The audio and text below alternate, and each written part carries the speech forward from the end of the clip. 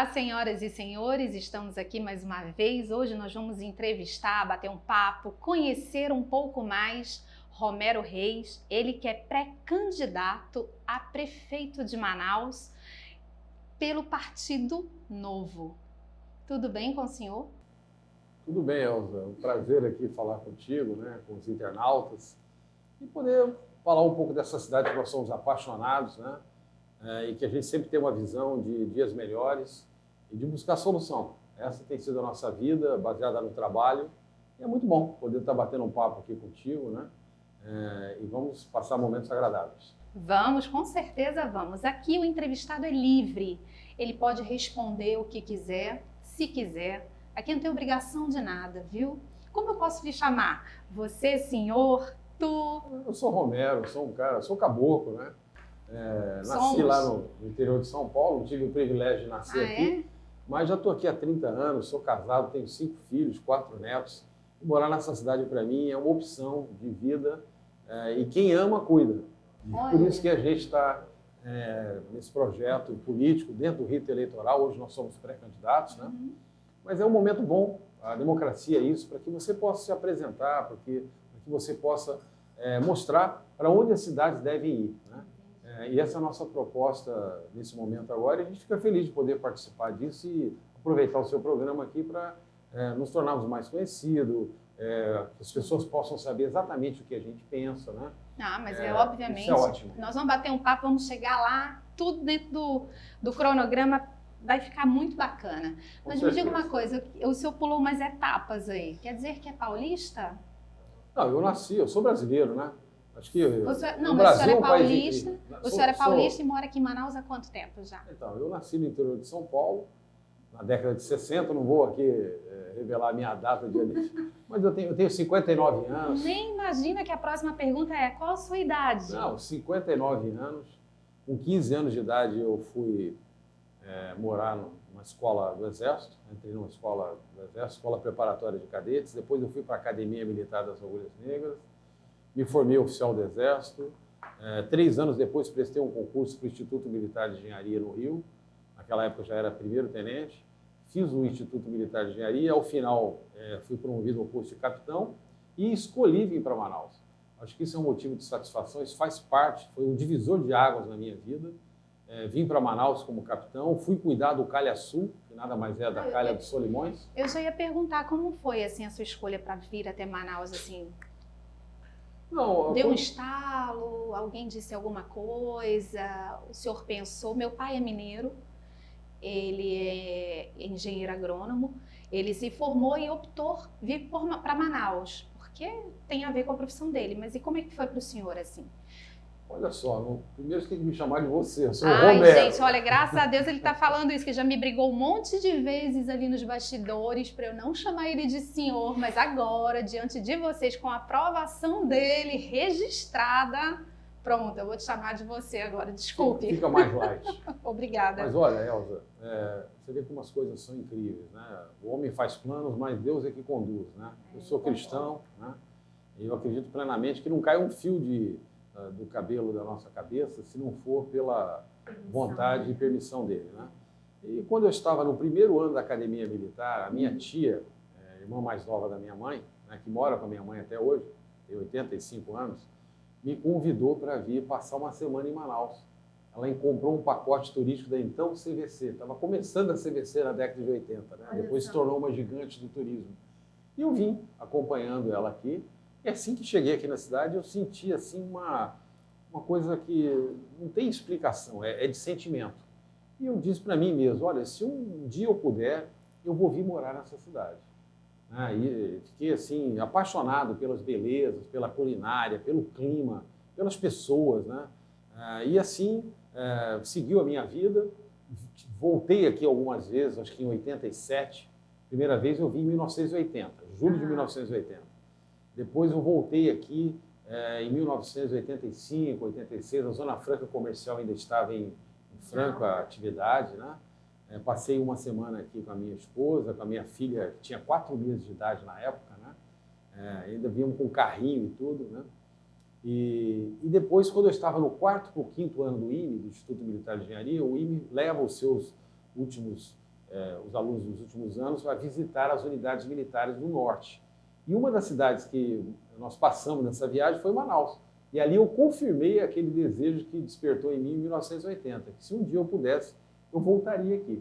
E não deu outra. Quando terminou o curso, abriram várias cidades para se servir. A escolha das cidades eram pela sua classificação lá no curso.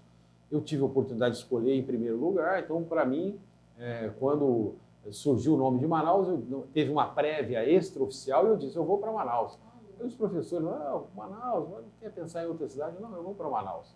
Eu quero ir para Manaus, eu quero trabalhar, eu me identifico com aquela região. Eu vim. Vim para cá, cheguei aqui. Uma escolha. Vim realmente por escolha, né? Não tive o privilégio de nascer, mas tenho o privilégio de escolher. Né? Perfeitamente. E cheguei aqui dia 2 de janeiro de 1991, era casado, tinha 2 filhas. E a minha vida seguiu aqui.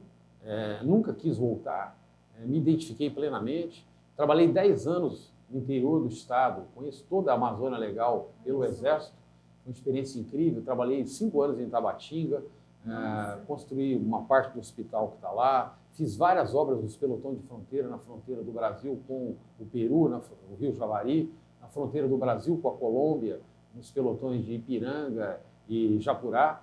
Foi uma experiência incrível para mim. Nossa, mas assim, se eu não ouvi errado, tu ainda tens o quê? 59? 59 anos. É muito jovem, gente. É muita experiência. Eu posso correr a maratona, se eu quiser. Não duvido. Não vou fazer isso porque tem outras prioridades, né? Mas a atividade esportiva sempre fez parte da nossa vida. Até pela formação militar, né? Que tu tens. Fui paraquedista militar. Né? Eu conheci um tenente em 1983, que eu nunca imaginei que um dia ele viesse se tornar presidente da República. Quando eu fui fazer um curso, no 3º para o 4º ano da Academia Militar, eu fui fazer um curso de paraquedista militar, lá na Brigada de Infantaria Paraquedista, no Rio de Janeiro. E lá, durante o curso, eu fiquei conhecendo o então primeiro tenente Bolsonaro, e depois, como aluno do último ano, cadete do 4º ano da AMAN, fui fazer o estágio na unidade onde ele servia lá, no 8º Grupo de Artilharia Paraquedista, lá no Rio de Janeiro, e lá. Você vê como é a vida, né? Pois é. Trate bem as pessoas, porque você nunca sabe o que vem pela frente. Exatamente. E por que não tratar, né? Sempre é uma boa a gente tratar bem as pessoas, independente de qualquer interesse. Né? Não há dúvida. Acho que você tem uma visão sempre positiva da vida e saber respeitar o próximo. Afinal de contas, tem 10 mandamentos, mais 2 resume tudo, né? Amar a Deus sobre todas as coisas e amar o próximo como a si mesmo. Perfeito. Desculpa.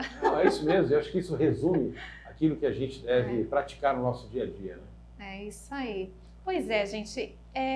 A intenção aqui do nosso programa é exatamente essa, viu, Romero? Se me permite. Claro. Então, a gente conhecer um pouco mais o ser humano, conhecer um pouco mais a essência do ser humano. E não só aquela pessoa que a gente está vendo ali como um prestador de serviço. Porque se você vem como pré-candidato a prefeito de Manaus, você está se colocando à disposição para fazer um serviço para todos nós manauaras, né? Para toda uma população, para toda uma cidade.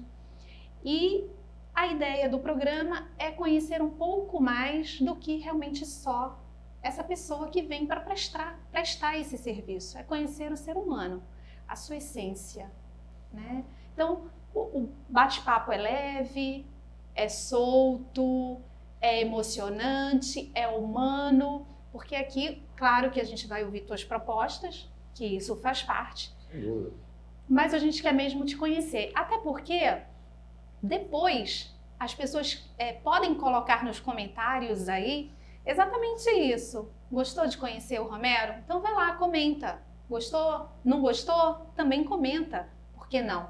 É importante para ele, importante para nós. Até porque se ele disser alguma coisa que você não entendeu, escreve lá, não entendi isso aqui. Ele pode dar o feedback e a gente também, né? Então é para isso esse nosso bate-papo aqui. Agora, falando um pouco mais da sua vida pessoal ainda um pouquinho. Tu és casado? Tem quantos filhos? Já é avô? Tenho 5 filhos, 4 netos. Né? Família grande? Família grande e todos. Eu tenho um filho só morando fora, está no 5º ano do Largo São Francisco, em Direito, lá na USP. Deve se formar esse ano, né? então motivo de satisfação. Amazonense, Manauara, sim. passou na USP Em quê? nos primeiros lugares, em Direito, lá no Largo São Francisco, né? Sim. Sem fazer cursinho, estudando uma escola normal aqui, né? Estava lá do Censo. E motivo de satisfação. Você vê que orgulho, a gente né? tem orgulho disso. Claro. É por isso que os filhos são melhores do que os pais. Assim avança a sociedade, né? Não é no sentido de ter, mas é no sentido de ser, né? Isso é motivo de alegria para a gente, porque afinal de contas os filhos são as nossas heranças, né? Então a gente entende isso como um grande marco de felicidade para nossas vidas e legado, né? Eu acho legal isso porque nós, enquanto seres humanos, nós temos que evoluir, né? E a geração vindoura, a geração dos filhos, seria essa nova melhora da gente. Que o que não foi bom para a gente não quer que o outro passe. Então, a gente ajuda para que ele passe por algo melhor. Então, eu acredito que realmente os filhos devem ser esse algo melhor, não só para a nossa vida, da família, mas do mundo mesmo, né? Do mundo como um todo, o meio ambiente, os animais, né? Para as pessoas. Tem que ter realmente essa evolução humana. A gente pode parar, a gente não pode estagnar. E tem uma pessoa que marcou, muitas pessoas marcam as nossas vidas, né? Mas eu me relacionei, não tanto quanto eu gostaria, mas não tive tempo de quantidade, mas eu tive tempo de qualidade com o seu José Azevedo, né, que foi dono da TV lá. Eu tenho uma amizade muito grande com o Antônio Azevedo, né? Eu tenho uma admiração por ele, pelo que ele representa como pessoa, né? E o pai dele, o seu José Azevedo, ele falava uma frase que eu levo para a minha vida, né? Quem não vive para servir, não serve para viver. Isso é muito fantástico. Isso tem tudo a ver com o momento que nós estamos vivendo agora, né? Então, eu tenho uma idade que acumulou uma experiência de vida, né? A gente tem uma experiência não só na vida militar, que foi muito importante para mim, na disciplina, nos conhecimentos que a gente adquiriu, né? E depois também, como na vida empresarial, eu estou há 25 anos à frente da minha companhia, a RD Engenharia, e nesses 25 anos a gente vem gerando mais de 1.000 empregos diretos e indiretos, isso passando por várias crises econômicas, passando por várias dificuldades no Brasil, como dizem os especialistas, não é para amadores, né? Exatamente, muito perfeitamente. Gente, né? Especialmente você manter uma empresa privada por um quarto de século é motivo de satisfação para a gente, né? E de regozijo, sempre olhando para frente, buscando inovar, buscando incluir o mundo digital. A gente está vendo aí o que a pandemia gerou. Exatamente, nós, acompanhando essas mudanças. Precisa virar a chave, sair do analógico e entrar no digital e colocar isso também a serviço da gestão pública. Você tem que pegar as boas práticas da iniciativa privada e colocar na gestão pública. Não dá para escalar time de qualquer jeito. Não dá para ir para lá para ter projeto de poder. Nós não temos projeto de poder, Elza, nenhum. Eu não quero ser governador. Pois é. Eu não quero ser senador, não quero ser deputado federal. Se isso acontecer, vai ser uma contingência. Mas o que a gente deseja é servir a cidade de Manaus. Manaus não pode ser dirigida por pessoas que queiram empoderar grupos políticos. Esse modelo levou mais de 1 milhão de pessoas dessa cidade à miséria. Se você rodar a periferia, você vai ver como tem milhares, milhões de pessoas na periferia, sem esperança, sem emprego, sem saneamento básico, sem transporte coletivo. Isso é horrível. Há muito tempo. Há muito tempo. E a gente precisa o quê? Tem saída, tem solução. Nós precisamos fazer educação de qualidade. Se nós queremos transformar Manaus um polo digital, né, que é um dos segmentos que vai certamente gerar emprego agora, nos próximos anos agora, né? Codese, que eu faço parte, vamos chegar lá, né? Precisa, aliás, gerou a base desse polo digital, que é o fortalecimento das empresas do ecossistema, né?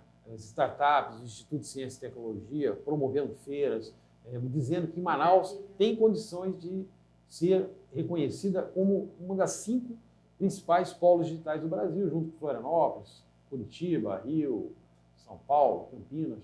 Né? Pois é, uma das suas propostas, pesquisando um pouco a sua vida e lendo um pouco mais, o senhor fala sobre uma Manaus do futuro, né? Como seria isso? Dentro de que critérios o senhor avalia que a gente pode ser uma cidade, uma das melhores, olha que projeto lindo, uma das melhores cidades para se viver e para se trabalhar? Como é que o senhor consegue enxergar isso, esse ideal?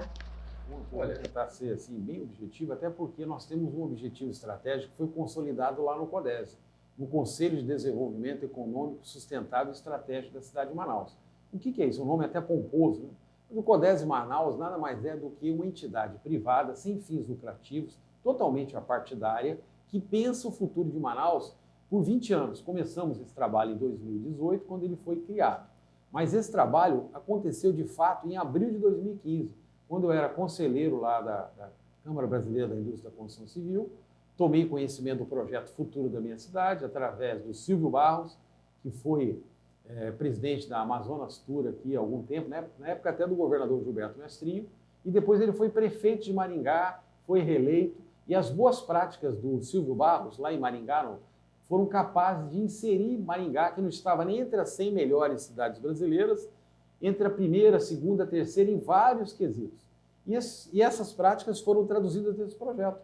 E eu tomei conhecimento desse projeto, trouxe ele para Manaus, e a partir de 2015 até 2018, junto à ADEME, eu era o presidente da Associação das Empresas do Mercado Imobiliário, junto com o Sinduscom, o Frank Souza, e consolidamos esse projeto aqui, estabelecemos uma governança. O primeiro presidente foi o Antônio Azevedo, do Grupo Tevelar, com vários conselheiros conhecidos aqui na cidade, como Ulisses Tapajós, como Jório Veiga, né, como Zé Alberto, como Euler Guimarães, que é um grande profissional da área do mundo digital, que hoje é o nosso presidente lá no CODESE, né, o presidente em exercício. E aí nós estabelecemos uma estratégia que até é fácil de memorizar, é numérica, 2/3, 10/20. Pois é, tem no seu Instagram, no Stories lá, né? Você sabe o que é 2/3, 10/20? É 10/20 ou 10 menos 20 ou 20 menos 10? 2/3 mais 10 mais 20. Ah, né? O que significa, olha, por exemplo? Nós sabemos que 80% da economia de Manaus depende do polo industrial, né? A concentração é muito alta. Isso contraria teses, inclusive, que levaram a ganhar prêmio Nobel de Economia, como, por exemplo, não se coloca todos os ovos na mesma cesta. E hoje, por modelo daqui de Manaus econômico, depender 80% da geração de emprego passa pelo polo industrial, o risco é muito alto, porque as palavras incentivo, renúncia fiscal, subsídios, estão banidas do dicionário dos liberais que estão conduzindo a política econômica acertada do governo federal. E agora, o que nós precisamos? Não tem como acabar a Zona Franca. Nós precisamos fazer uma transição. 10 anos, 20 anos, 30 anos, ela tem que ser mantida, negociada isso com o governo federal, para que a gente possa continuar gerando emprego e renda de qualidade em Manaus. Afinal de contas, nos últimos 53 anos da existência da Suframa, esse modelo foi capaz de gerar mais de 100 mil empregos diretos e um faturamento de 25 bilhões de dólares por ano, alguma coisa em torno de, a dinheiro atual, de 125 bilhões de reais por ano. O PIB de Manaus é alguma coisa em torno de 75 bilhões. PIB é uma coisa, faturamento é outra. Mas só para você ter uma ordem de grandeza do significado e da dimensão magnânime do polo industrial de Manaus. Então, nós temos que manter o polo e fazer todas as ações para que isso se consolide, para que continue gerando emprego e renda. Mas, em paralelo a isso, nós temos que induzir e fomentar segmentos econômicos tais como a piscicultura, como a mineração, como a biotecnologia, como o polo industrial, como o turismo. Esses segmentos têm que ser muito fortalecidos para que a gente possa faturar bilhão neles, porque se um dia o modelo Zona Franca vier ser desidratado, como está acontecendo, não só por conta do governo federal ou do Congresso, mas principalmente pela disruptura tecnológica. Os produtos fabricados aqui hoje não agregam valor. Eles precisam melhorar os seus valores, eles precisam agregar valor. Nós não podemos mais fazer só smartphone aqui, nós temos que desenvolver novos smartphones aqui. Hoje, 100% dos softwares... Hoje só se fabrica? 100% dos softwares da Samsung, por exemplo, são desenvolvidos em Manaus, através do Cydia. O CID é o Instituto de Ciência e Tecnologia, é referência no Brasil e no mundo. É um privilégio tê-lo aqui, né? Sim. E você vê como as coisas são incríveis. Quando o CID se instalou ao lado do Amazonas Shopping, o que aconteceu com o ticket médio do Amazonas Shopping? Subiu. Porque lá naquele prédio, que era um hotel e hoje é um Instituto de Ciência e Tecnologia, abriga quase 1.000 pessoas, mestres, doutores, profissionais muito habilitados, com ticket médio na ordem de R$ 7.500, enquanto o salário médio do polo industrial não passa de 2.000. Então, quando você tem 1.000 pessoas com alto poder aquisitivo ancorado num shopping, como, por exemplo, o Amazonas Shopping, consumindo alimentação, serviços e tudo mais, o que acontece com aquilo? Olha a força da economia. Olha como isso é incrível. Você acaba atraindo e a coisa acontece ali. Quem gera emprego e renda nesse país, minha amiga mestrinha, Elza, não é político. Isso foi uma distorção que ocorreu durante todas essas décadas, principalmente em Manaus. Quem gera emprego e renda é o empresário. E quando eu falo empresário, não é aquele camarada que gera 1.000 empregos, 100 empregos, 200 empregos. É aquela pessoa que às vezes faz um sanduíche gostoso na casa dele. E ele começa a ter sucesso porque é tão bom que as pessoas querem consumir. Daqui a pouco ele percebe que ele não tem mais condição de fazer sozinho. Ele precisa contratar uma pessoa. Sim. E aí ali nasce uma empresa. Daqui a pouco, 2 não consegue mais, 3, precisa ter um ponto, precisa ter um alvará de funcionamento. Aí a geração de emprego, renda. O emprego é tudo. Quando você... o início da geração da riqueza é o fim da pobreza. Quem falava essa frase era Roberto Campos. E o que a gente precisa? O início da riqueza é o fim da pobreza. Riqueza é o que as empresas são capazes de produzir. As empresas precisam ter lucro. Durante décadas nesse país, por ideologias retrógradas de esquerda, nós demonizamos os empresários. Nós demonizamos o lucro. Você ter lucro e ter riqueza não significa que seja coisa ruim. Pelo contrário, em qualquer local do mundo, isso é muito aplaudido, isso é muito valorizado. O que não se pode admitir, que é exceção, são pessoas que chegaram a ter riqueza fruto de desvio de recurso público. Isso não, isso é um absurdo. Mas agora o fato de você morar numa condição melhor, o fato de você ter um carro melhor, de você ter uma condição melhor de vida, isso deve servir de inspiração para as pessoas que muitas vezes não têm isso. E não buscar trazê-lo para o patamar menor, mas sim instigar as pessoas que hoje precisam evoluir para alcançar esses níveis melhores. E a gente só vai conseguir isso se a gente tiver qualidade na educação. Não dá para falar de IDEB. IDEB é para a gente se comparar com a Bolívia, com o Paraguai, com a Argentina, que são países que merecem o nosso respeito, mas que estão longe de ser os primeiros do mundo. Nós precisamos ter estudantes que tenham condições e capacidade de competir com os alemães, com os japoneses, com os chineses, com os europeus. Isso é que vai fazer o Brasil, que é um país incrível, ser inserido entre os 5 maiores do mundo, não só a nível de PIB, mas, acima de tudo, com uma cultura pujante. A gente não vê isso aqui, Elza. Mas aí é que entra a questão da Manaus do futuro? Porque, com certeza, priorizando esses critérios, educação, renda, emprego, ou quais seriam esses critérios adotados para que a gente pudesse ter essa Manaus do futuro, que o senhor fala, que o senhor idealiza? Olha, primeiro eu quero dizer para todos que estão aqui nos acompanhando que não basta você ser uma pessoa competente. Não basta você ser uma pessoa habilidosa e ter experiência. Você precisa ter o primeiro requisito que é fundamental, Elza, que é a boa-fé. Eu não consigo identificar nas gestões públicas que passaram aqui, salvo raras exceções. Nosso papo aqui não é falar mal de ninguém, mas é fazer um relato do contexto que ocorreu. Faltou boa-fé aos nossos dirigentes que estiveram à frente do governo do Estado e da Prefeitura. Isso é fato. Precisa daquelas pessoas que vão lá para servir.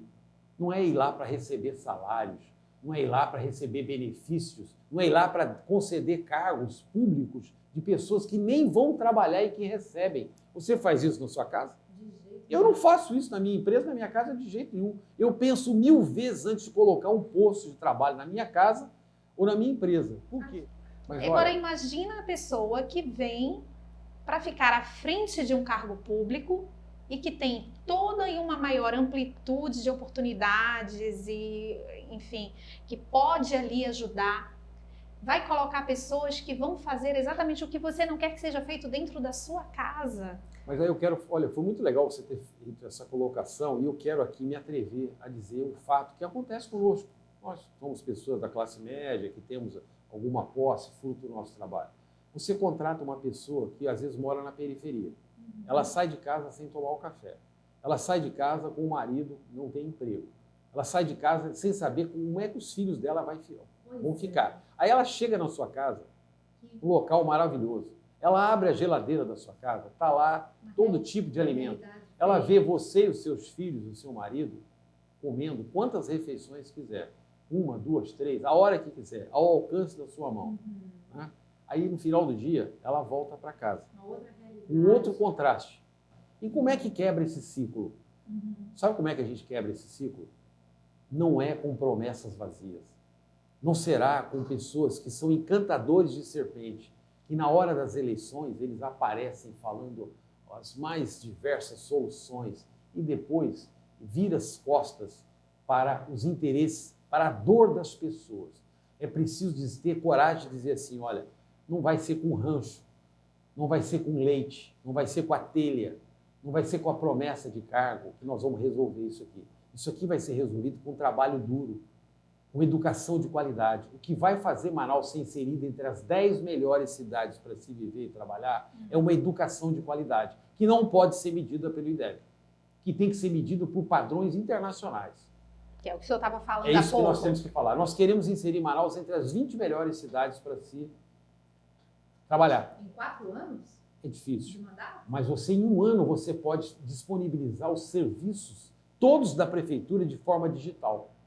Nós temos que ter serviços digitais 24 horas por dia, 7 dias por semana, 365 dias por mês. Todo mundo tem pelo menos um celular. Tem pessoas aqui, até da nossa técnica aqui, pode ter 1 ou 2 celulares. Né? É bem comum isso, né? Ter mais de um celular. Então, ao alcance do seu toque na tela, você pode matricular o seu filho na escola, você pode pagar imposto, você pode abrir conta em banco, você pode marcar uma consulta. Tem sentido você sair de casa para ir pegar uma senha nos dias de hoje, para você marcar dormir na fila? Onde que acordar de madrugada, se expor. Elza, isso já existe em outros locais. O que precisa é parar de vender dificuldade para colher facilidade. Nós temos que disponibilizar para as pessoas que não são coitadas, não. Todos nós temos nossos problemas. E nós temos que parar de depender do Estado, parar de depender de coisa pública e dizer assim, o que eu posso fazer pelo meu país, pelo meu Estado, pela minha cidade, é trabalhar. Agora, as pessoas precisam de oportunidade. E quando as oportunidades vierem, abrace elas e faça elas avançarem, porque a dignidade das pessoas passa pela sua capacidade de gerar o sustento da sua família. Você é um empresário do ramo da construção, bem-sucedido, acredito que realizado profissionalmente, e está vindo aí como candidato a prefeito de Manaus, de primeira, pá! Não passou por nenhum outro cargo político. O que te fez pensar isso, acreditar e dizer eu vou e vai dar certo? Elza. De primeira, né? Porque, né? Assim, eu falei, puxa, é muita autoconfiança. Eu achei isso. Eu falei, nossa, que beleza. Geralmente a pessoa vai ser um vereador, ela vem galgando, né? Se não, eu vou prefeito. Mas olha, Elza, é muito interessante o que você está colocando. Eu gostaria que as pessoas consultassem a nossa história de vida. Eu tenho um site, romeroreismanaus.com.br. Vou repetir, romeroreismanaus.com.br. Lá você vai ver a nossa biografia, você vai ver nossos vídeos, tudo que estão nas nossas mídias digitais está lá resumidamente. E também você pode consultar o Instagram, pode consultar o Facebook, o LinkedIn, né? Tudo isso vai ajudar você a conhecer a nossa história. Né? Da mesma forma que eu me considero uma pessoa apaixonada por Manaus, e sou, né? E aí me lembra sempre que quem ama, cuida. Né? Nós fazemos isso com os nossos filhos. E a melhor maneira da gente proteger os nossos filhos, a nossa família, o nosso negócio, sabe qual é? É ajudar a cidade bem. Se a cidade for bem, todos nós estaremos Bem, porque as pessoas não moram no planeta Terra. Eles não moram no Brasil. Eles não moram nos estados. As pessoas moram nas cidades. E as cidades são entes dinâmicos. A dinâmica de uma cidade como Manaus, com 2.200.000 habitantes, é muito grande. Tem 1 milhão de pessoas em Manaus na linha da pobreza, sem esperança, na informalidade, sem esgoto, sem transporte coletivo, sem educação de qualidade, sem saúde que funcione. Então, o que nos leva, dentro do rito eleitoral, a nos colocarmos agora como pré-candidato e oportunamente após a convenção partidária, né, eu pertenço ao Partido Novo, né, é ser candidato para quê? Para encontrar soluções para os problemas que tem aí. Eu não quero ter poder. Se um dia Deus permitir que eu venha exercer algum cargo público, eu vou fazer aquilo que é necessário. E quando uma pessoa chega para mim e fala, eu vou fazer aquilo que é possível, eu fico preocupado, porque para mim ele já está se justificando. Nós não precisamos de pessoas que façam o possível, e nem milagre. Nós precisamos de pessoas que sejam capazes de enfrentar as dificuldades e de forma correta, de boa fé, com capacidade, com liderança, sabendo para onde a gente quer ir, né? Escalando um time de craques. Não pode estar à frente de Secretaria de Educação um político profissional. Me desculpe, isso é o fim da picada. Não pode estar à frente da Secretaria de Saúde pessoa que acabou de ser eleita, que não conhece nada daquela área. Desculpe a expressão, mas aos sapateiros os sapatos. Eu conheço muito bem de infraestrutura, de obras, de planejamento, de gestão. Essa é a minha praia, faz parte da minha história. Sou engenheiro militar, né? Agora, para as outras áreas, eu preciso buscar especialistas. E quem é que nós vamos escalar no momento adequado para estar à frente das secretarias? Eu, para poder ser pré-candidato no Partido Novo, eu tive que me filiar, como um qualquer filiado, né? Aliás, consulte lá o nosso site, novo.org.br. Você vai ver que partido incrível, que não usa fundo partidário, que não aceita que os seus mandatários, seus deputados, né, seus vereadores, usem carro oficial. Eu sou empresário, eu gero mais de 1.000 empregos diretos. Eu nunca tive motorista, eu nunca tive uma secretária só para mim. Eu compartilho isso com todos os meus diretores e meus gerentes. E por que com dinheiro público é feito uma verdadeira farra? É contra isso que nós lutamos. E é por isso que, dentro do rito eleitoral, nós fomos participar de um processo seletivo lá no Novo. Eu e mais 10, 20 pessoas participaram desse processo seletivo. Ao final, uma pessoa foi escolhida e coube a mim isso. Isso para mim foi um motivo de muito orgulho, de muita honra. O Partido Novo tem princípios, tem valores, que passa por livre mercado. Quem sabe fazer é quem corre risco, Elza. Porque muito gestor público faz um monte de besteira lá e quando aquilo gera prejuízo, ele deixa para o erário pagar. Agora, quando é na parte mais sensível dele, que é o CPF, quando ele responde no CPF dele, aí não é o coração. A parte mais sensível do homem é o bolso. Aí ele trata de levantar cedo, ele dorme quando dá. Sabe por quê? Porque nós vivemos um sistema capitalista, graças a Deus. E a alma do espírito do capitalismo é a concorrência.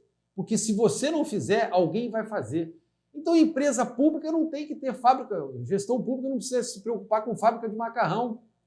Não tem que cuidar de querer fazer tudo. Você tem que deixar especialistas fazer. A gestão pública tem que se preocupar com saúde, com educação, com segurança, com transporte coletivo e construir um ambiente adequado na cidade para que você possa dizer para quem gera emprego e renda, que é o investidor, que é o empresário, olha, venha empreender em Manaus, porque aqui a licença ambiental sai na hora, o seu alvará sai na hora, a abertura da sua empresa é instantânea, a renovação é imediata. Encontra as facilidades que o senhor falou há pouco, né? Que a gente não pode expor as dificuldades e sim facilitar. Não dá para vender dificuldade para colher facilidade. Admitir pagar propina.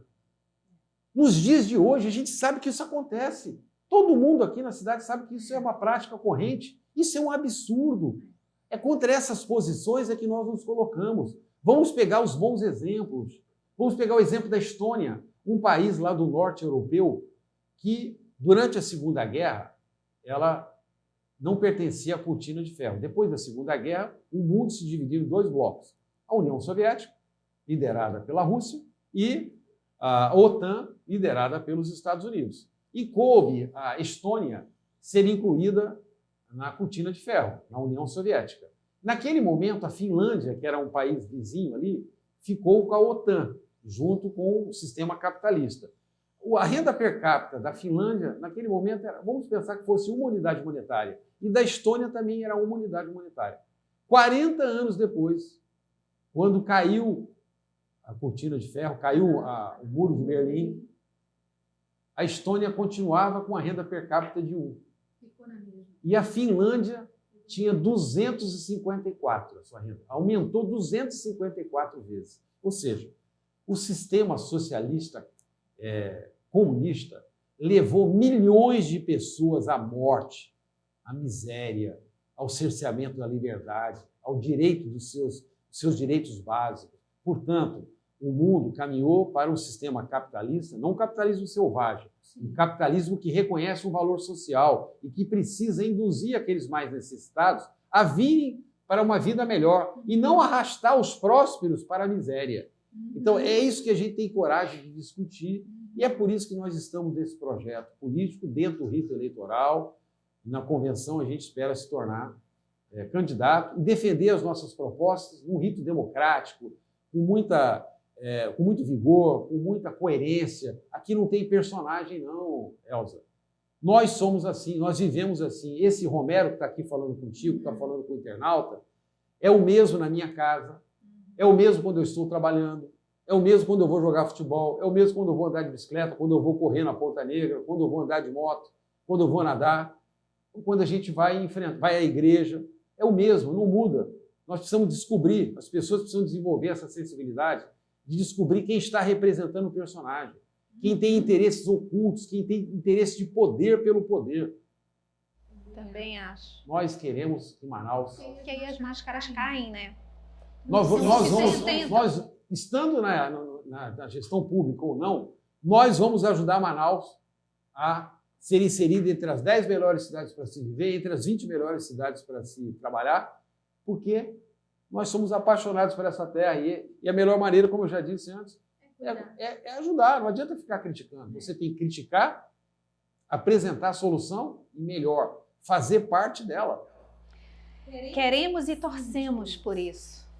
Desejo que dê tudo certo. Que realmente suas palavras sejam abençoadas para que Manaus seja realmente uma cidade melhor e rápido, porque a gente quer o imediatismo ali sempre, né? Mas a gente sabe que precisa de tempo também para que tudo se resolva de uma forma fortalecida e não aquela forma que logo ali adiante, não estando bem amparada, desanda, cai. Não é essa que a gente quer, né? Mas voltando um pouquinho o papo lá, um pouquinho para frente, o senhor falou que conhecia o presidente Jair Bolsonaro. Ele está sabendo da sua candidatura? Ele simpatiza com a sua candidatura? Olha, o senhor sabe? Eu estou no Partido Novo, né? E o Partido Novo, como eu disse, defende princípios. Eu acho que são muito claros e que vão de encontro ao interesse do país, do estado, da cidade. Agora, para você poder ser candidato, você tem que se assumir posições. Eu sou um liberal na economia, né? Acredito na força da economia livre, mas sou um conservador nos costumes, né? Por exemplo, eu sou totalmente contra o aborto, a legalização das drogas. Isso é uma pauta pessoal minha. Eu sou totalmente contra o Estatuto do Desarmamento. Eu tenho direito de ter uma arma. Isso é pétreo. Em qualquer país que não tenha componentes ideológicas distorcidas vai permitir que o cidadão tenha uma arma, uma ou quantas ele quiser, para defender a minha vida, para defender a vida da minha família, para defender a minha propriedade. Como defesa. Agora, se eu cometer alguma arma, não mata ninguém. Quem tira vidas usando armas são pessoas que podem estar mal intencionadas ou por alguma razão lá, usou aquilo indevidamente, e a lei vai enquadrá-lo com rigor devido.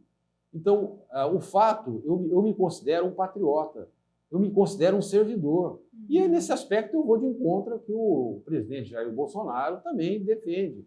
Eu não vou entrar aqui no mérito do estilo dele. Acho que cada pessoa tem o seu estilo. Eu não vou aqui discutir a forma do governo dele, mas eu vou discutir o conteúdo.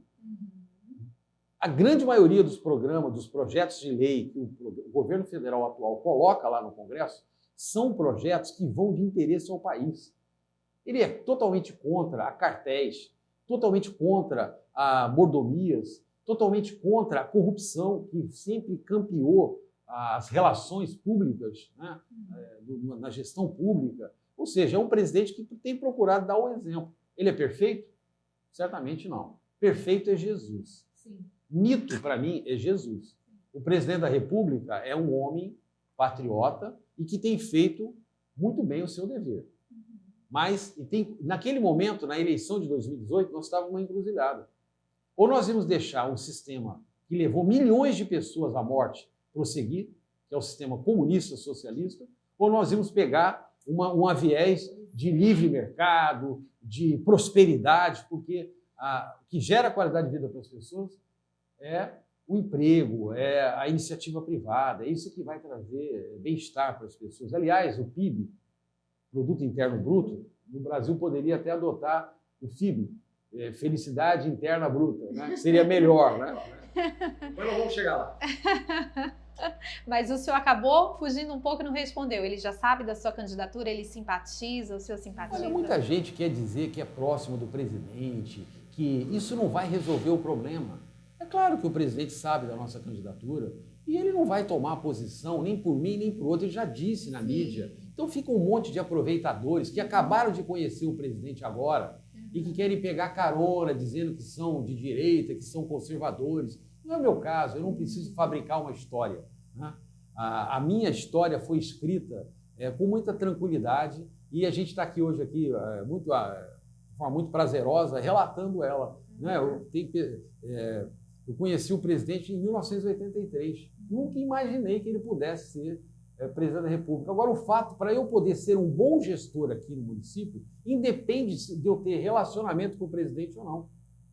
Independe. O que a gente precisa é ter quais são as boas práticas que o governo federal adota e que a gente também deve adotar aqui. É isso que nós temos que ter afinidade. A nossa afinidade tem que ser de conduta e não de pessoas.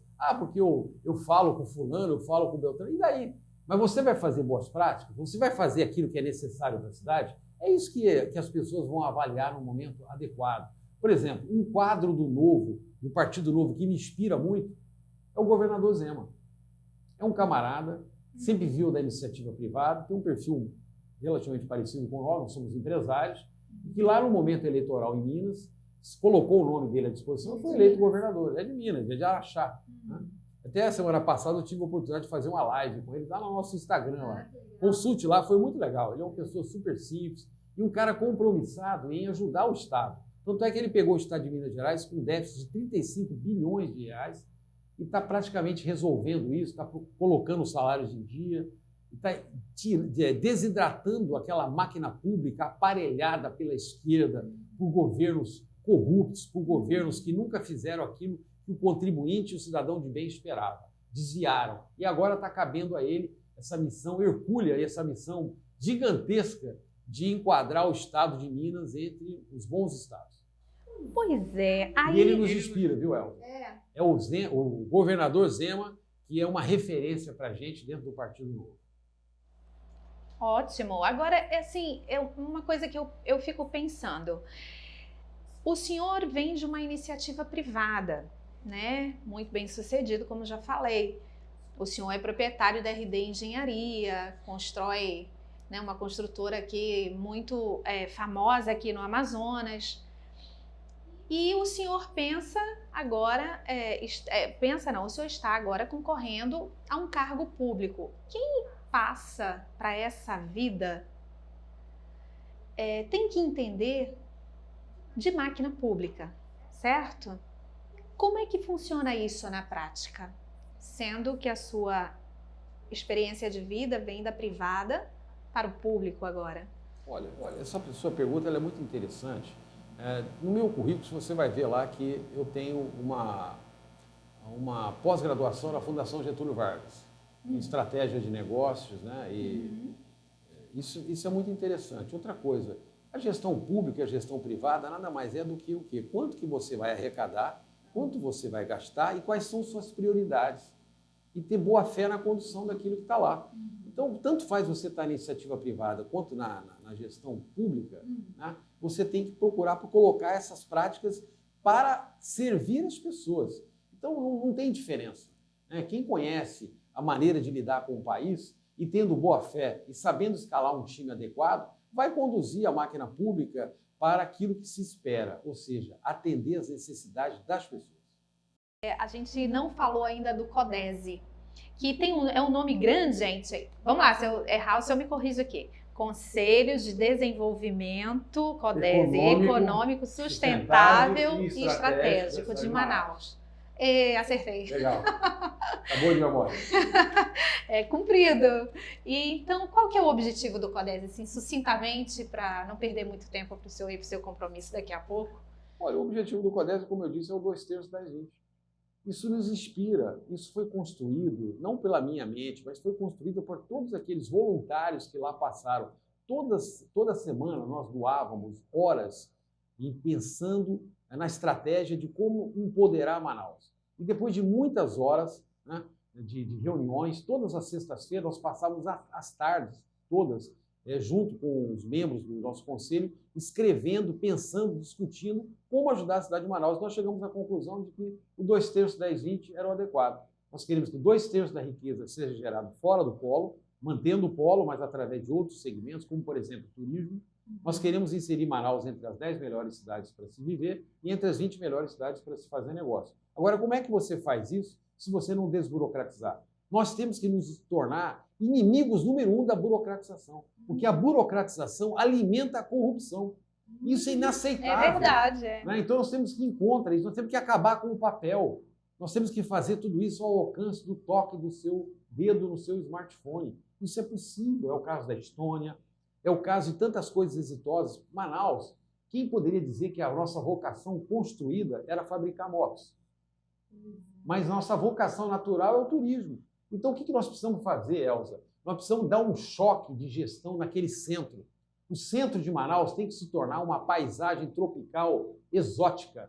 E quando o turista chegar de cruzeiro ou de carro, ele vai falar que local maravilhoso, resgatar a nossa história, né? Pegar aqueles pontos turísticos que estão ali, serem revitalizados, fazer um sistema hidroviário que saia da Ponta Branca, lá no Poraquequara, que nós temos um sonho lá com isso.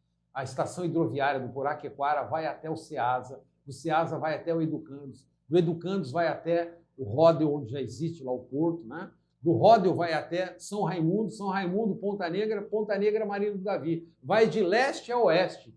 Isso ia fazer com que 300 mil pessoas que moram na orla do rio, ao invés de usarem ônibus, sejam transportados pelo sistema hidroviário. Além disso, o turista que chegar em Manaus, ele embarca nesse barco e ele vai visitar o leste ou vai visitar o oeste. Ele vai da Marina do Davi até o Tupé, se ele quiser pegar um outro barco e ir para lá, ou então ele vai conhecer o Encontro das Águas, tudo pelo rio. Isso é fantástico, tem solução, basta ter fé, competência e querer fazer. Planejamento, e quem está falando é um engenheiro.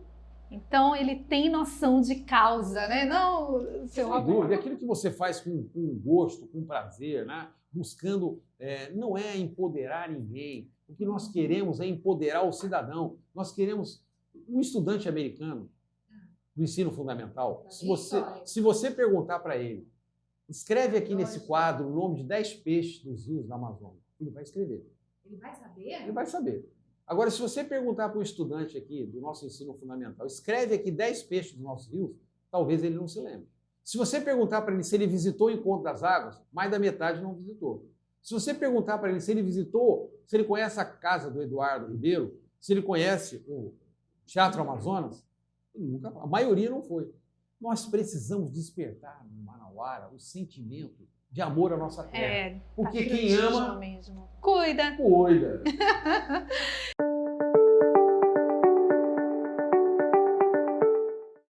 Então vamos lá, agora vamos passar para uma conversa mais, para ele conhecer um pouco mais, conhecer o homem por trás aí desse profissional. Um estilo de música que o senhor gosta? Eu gosto da música brasileira e, para mim, o maior artista de todos os tempos, como cantor e como compositor, é o Tim Maia. Olha! Eu sou muito fã do Tim Maia. Vai um trechinho, vai, de alguma música. música. Leblon, é fantástico. Chocolate. Tem uma do dinheiro? Pô, não quero dinheiro, eu só quero amor, só quero amor, só quero amor. O Tim Maia era um cara... Não estou falando da vida dele, tá? Sim, a vida dele é outra história. Eu estou falando do talento musical, daquele swing, né? Por ele ser negro, ele tinha um talento incrível. Ele era um baixo barítono e ele era um cara muito inteligente, escrevia letras fantásticas. E ele mostrou aquele lado do brasileiro que nos torna uma das poucas sociedades multiculturais, né? Então, isso é fantástico. Eu sou um fantástico do Tim Maia. Percebi. E uma comida preferida? Olha, eu gosto muito de bacalhau e principalmente do nosso pirarucu do casaco. Eu acho que é uma comida... Tá ali, né? Tá ali. São primos, né? Até um jaraqui frito com uma salada de tomate, uma sardinha, ou uma caldeirada. Eu sou muito fã. Jaraqui, quem come não sai mais daqui, né? Isso tem fundamento. Agora, se pudesse escolher uma época de vida para viver, escolheria qual? Olha, eu sou feliz com o que a gente tem, né? Mas, assim, eu tenho excelentes recordações da década de 70. Né? Primeiro que eu vi o Pelé jogar, eu tinha 9 anos de idade quando o Pelé foi disputar a terceira Copa dele em 1970. Aliás, a quarta Copa dele, né, em 1970. O Brasil foi campeão. Foi na época daquele do milagre econômico, né? Aí tinha até um jingle, não sei se você vai se lembrar disso, acho que talvez não seja da sua época. Né? Opa! 90 milhões em ação, claro, para frente Brasil, no meu coração. E o Salve a Seleção? Nossa, é demais.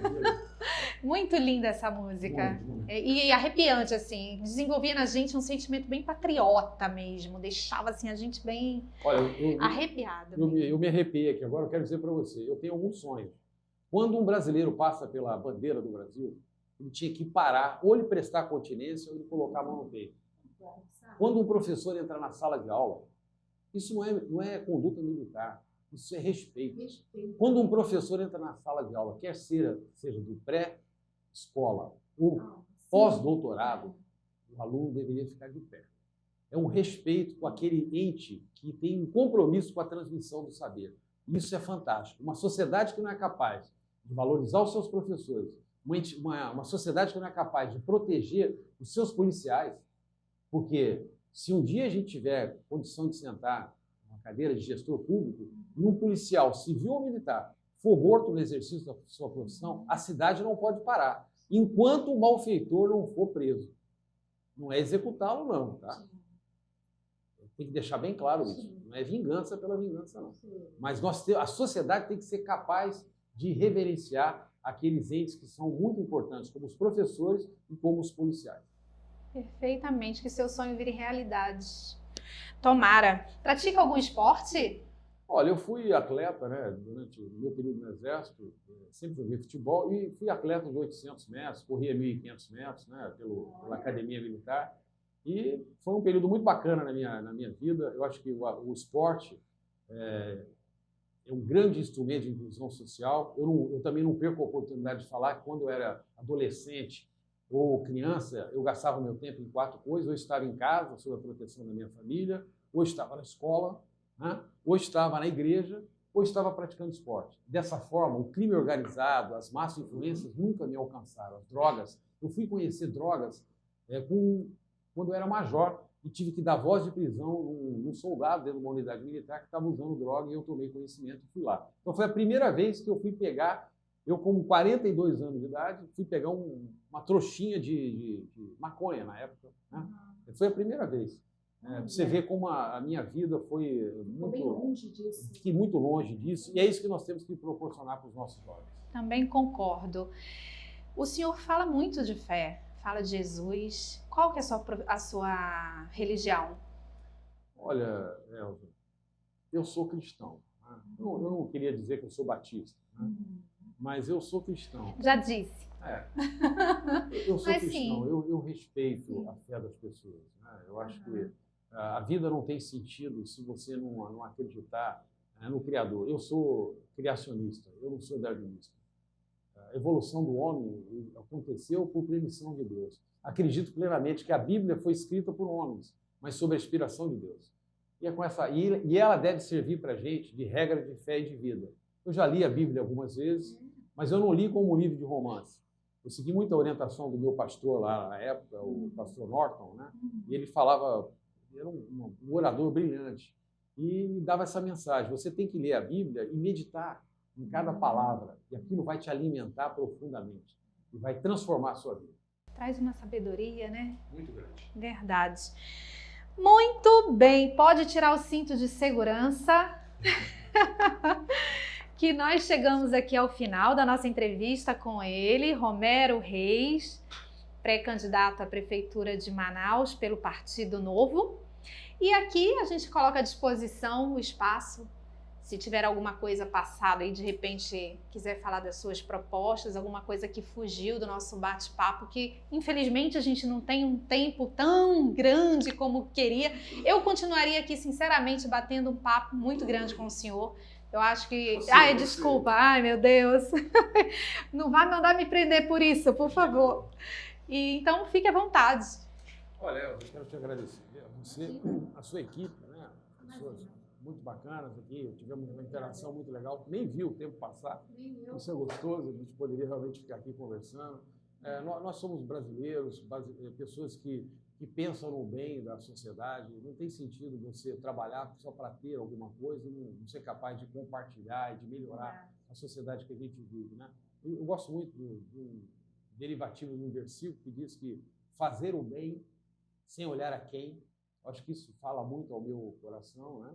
Eu tenho muito mais prazer em dar do que receber, né? E quero ajudar a cidade nesse processo de melhoria, de inseri-la entre as melhores do Brasil.